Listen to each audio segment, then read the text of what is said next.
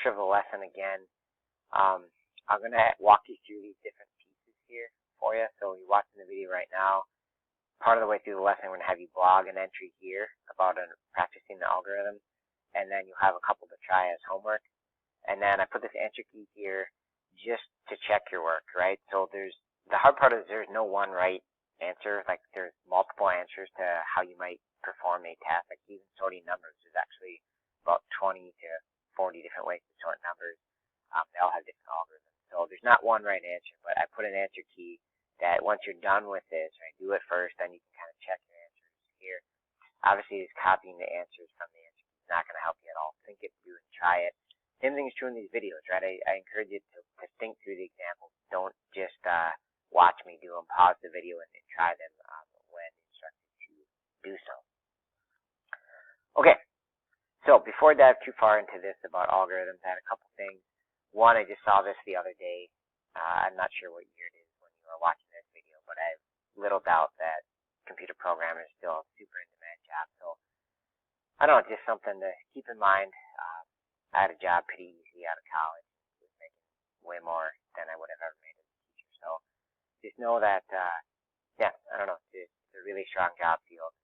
You can eventually dictate your terms where you want to live, what kind of money you want to make. I even have a buddy that makes so much money as a programmer. He only works 3 days a week now. If he doesn't have a family or anything, he doesn't need the money, so he only works 3 days a week. So it gives you a lot of flexibility, if you can able to get a good job. Okay, so main thing is just to discuss algorithms. All right, and so an algorithm, if you forgot, is a step-by-step procedure that does calculations or computations. And the tricky part is when you communicate with a human, you can just talk in general terms. You could say, hey, Billy, go to the store and get some bread, right? But a computer doesn't know that. They need to know where the store is, what the bread, where the bread is in the store, how much it costs, how do you actually pick it off the shelf and bring it up. Like, you have to be very precise and unambiguous. Right? When I say, Billy, go to the store and get some bread, I'm not saying which store, I'm not saying which kind of bread, right? So that's very ambiguous, right? So when you do an algorithm, it has to be precise and unambiguous. Okay, so, a good analogy for algorithm, again, is it's a recipe, right? So here's the recipe. But the difference is computer algorithm, again, has to be precise and unambiguous. So, see if you can actually spot, why would this recipe, why would it not be quite like a computer algorithm? What would be some differences? Pause the video and think about it.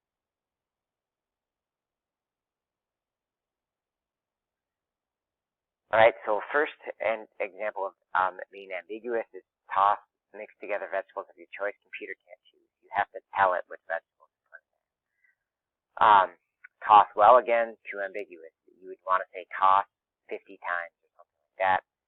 Same thing with serve it, and immediately you need to be precise, like serve within 30 seconds or something like that. The computer, again, doesn't know, can't figure out immediately. You have to tell it what immediately means. So many seconds or whatever it is. Here's another kind of funny example of an algorithm that a computer would not work well with. It would struggle with. A human might be able to do this, but a computer would not. So see if you can figure out what would happen in this situation. Okay, the answer is the programmer would return with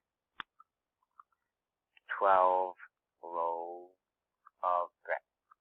Okay, so if they happen to have eggs, so basically it's saying if they have eggs, get a dozen, and they're meaning that a dozen loaves of bread, right? So the way this is worded, a computer would interpret that to be 12 loaves of bread. Okay, so we want to be unambiguous again. Make sure if they have eggs, get a dozen eggs or whatever. Be very specific. All right, so much of computer science is about algorithms. Like that's on the AP test. That's actually a huge part, is to figure out the right algorithm. Okay, so generally, you'll have these 4 free response questions on the AP test, and there'll be some sort of task. Again, a simple one would be average some numbers, but exclude the highest one. I think or the lowest one. We're gonna do that here in a second. But the process is you gotta. Actually, we're not gonna do that. That'd be different. sorry, that's a different one. But at any rate, the process is you want to figure out how to do it, right? Oftentimes when I was a programmer, I would figure out how to do something by hand first, write out the steps, and then turn those steps into computer code. All right, so the first part is just kind of figuring out the algorithm, and then you have to turn that algorithm into computer code. Right, that's sort of the process for the AP test, and actually for a lot of programs. When I was a programmer, that's very much what I did. Was I would figure out how to do it by hand, and then figure out how to automate that process into computer code steps. Okay, so I'm going to walk through an example with you here. So this is our first one. Sorry, I can't get it all to fit on the screen here, but this is a true situation. I went to Chicago a few years ago with some buddies, and there was 5 of us total. No, 4 of us total. Tony, Nick, Paul, and me. All right, and so we wanted to pay equally, but people would pay for different things. We'd all go out for pizza, and I'd buy the pizza, and then I'd buy the gas. Someone would buy tickets to baseball, tickets to a jazz club, tickets to a museum, blah, blah, blah, blah, blah. Okay, so at the end, we had to figure out, who owes money and who gets money. Okay, so before I would ever write code there's actually apps that do this. I forget what the names of them are, but there's apps that do it. So before I would ever write the code or the app for this, I would want to figure out what are the steps. All right, so oftentimes I will do this with specific numbers and then just figure out how to do it. So I would like you to pause the video and see if you can figure out, who gets money back in this situation and who owes extra money. All right, so pause before going to the answer.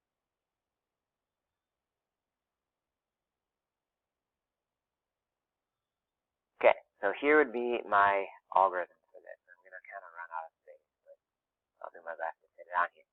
Okay, so I would add all the costs together. Okay, and just to be specific, we can do it here for this situation. So I get 246. Total cost. All right, and then we're going to divide that equally among the number of people.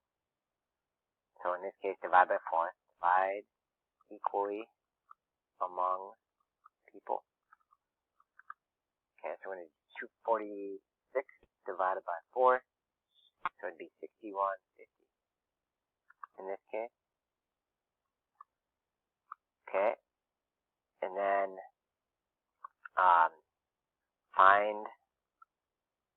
find the total for each person. All right, so we can do that quick. So let's see, for me, that would be $70. For Paul, it would be 48. I'm just adding them together. For Nick, he only has the jazz club. What a loser, 55th. 5 only. And then Tony would be 73. Okay, so now that we have the total for each person, so to be precise again, we're going to subtract number 2, step 2, from each total. Okay, so we can do that right here on our screen. So maybe I'll try to get a different color for us. So I'm kind of running out. Maybe we can do black here. So if I do step 2, 6150 from 70, subtract number 2 from the total. So if I subtract it from the total, I would end up with 850 here. And if I do subtract 6150 from 48, I'm going to get a negative number, which is going to represent that they owe money. I think this would be 1350. I'm doing that math right. Probably not, but whatever. And then subtract again 6150 from 55, so that's going to be negative again. I think that's negative 6.5. Okay, and then for Tony, I would take 6150 minus 73, so I believe that would be 1150. Right, and then the final step would be, sorry, I'm running out of space again. See if I can move some of this over to fit in my algorithm. So if it's positive,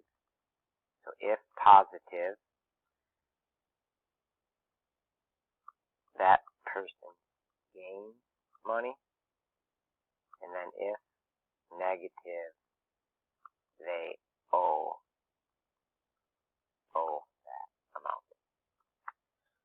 that would be a way to figure out if people owe money or gain money. And there could be more than one way to do this. That's just the algorithm that I happen to think of for this situation. So a step-by-step process for doing it. Right, now that we have this, if we were programming it, now we have actually program all these steps using Java code. Okay, one more example for you from math. So we're missing the hypotenuse in this right triangle. So your job is to write the algorithm for finding the missing side. And if you forgot the little formula, if I can fit it on here, a squared plus b squared, so those are the two legs, equals c squared.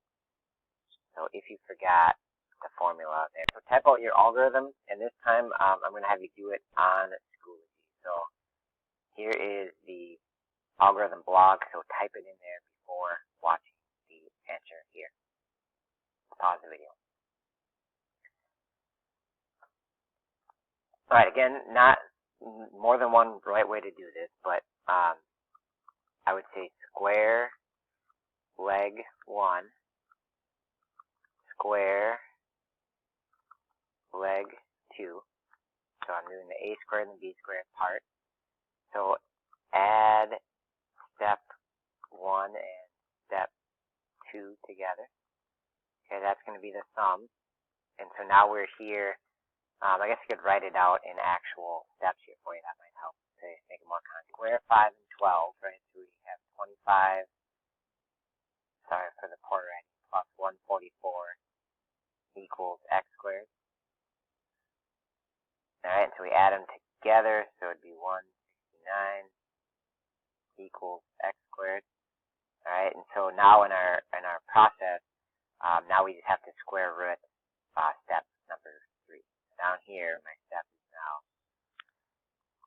square root step 3, right?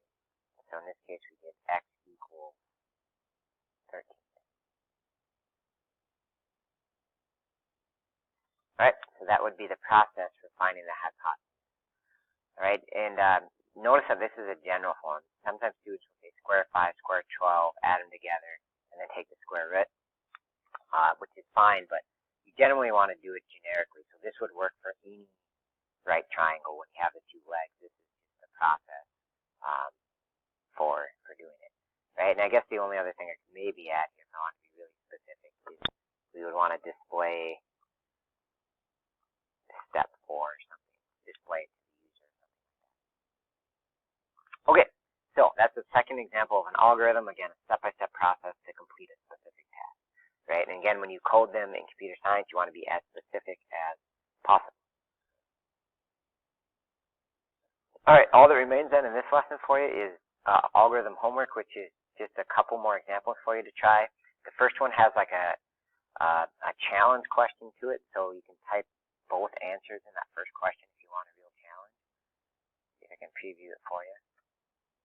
So yeah, the first one has a challenge bonus part that you could try right in this grid if you want, right? And actually, if you can, you could even just do the bonus part if you feel like you can do this. That's probably harder than the first one. So at any rate, this is optional if you want number 1, and then we have a second question here. So type out your algorithms and hit submit. That's it for this lesson. Again, if you ever have any extra time, you can keep working on those chapter 1 programs. Likely to be due early next week, either Tuesday, Wednesday, sometime that time. All right, reach out if you have any questions. Thanks for watching.